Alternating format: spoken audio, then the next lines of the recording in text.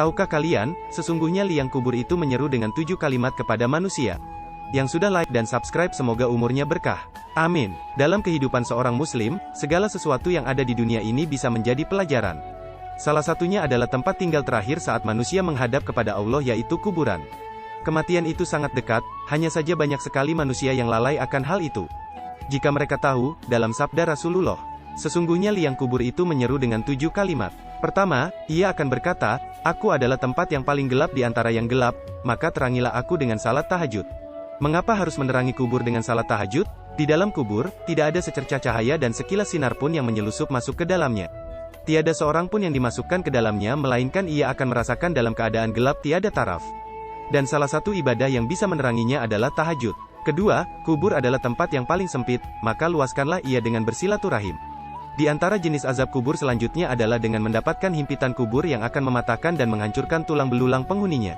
Bahkan hampir semua orang yang mati itu ketika dikuburkan di dalam kuburnya akan merasakan himpitan kubur lalu akan dilonggarkan darinya dari sebab keimanan dan amal solihnya.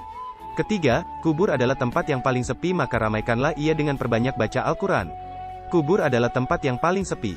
Selain panas, sepi menjadi hal yang menakutkan bagi setiap orang. Bisa jadi, saat di dunia, ia ditemani oleh teman-teman, saudara, dan keluarganya, tapi ketika masuk ke dalam kubur, ia akan merasakan kesepian tak terkira. Kubur adalah tempat di mana setiap orang yang berakal akan merasakan betapa sepinya. Sesepi-sepinya kita di dunia, tapi tentu saja masih sangat mencekam kesepian di dalam kubur. Karena itu siapkan diri untuk bekal menghadapi kesepian itu kelak dengan memperbanyak membaca Al-Quran. Keempat, kubur adalah tempatnya binatang-binatang yang menjijikan maka racunilah ia dengan amal sedekah. Jadi jika tidak ingin bertemu dengan binatang-binatang yang menjijikkan kelak di alam kubur, maka persiapkan diri sejak sekarang untuk menangkalnya dengan memperbanyak sedekah. Kelima, kubur adalah tempat yang bisa menghimpit manusia.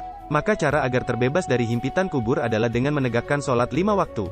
Sholat 5 waktu adalah syarat yang menjadi pondasi diterimanya amal ibadah maka jangan pernah berani meninggalkannya.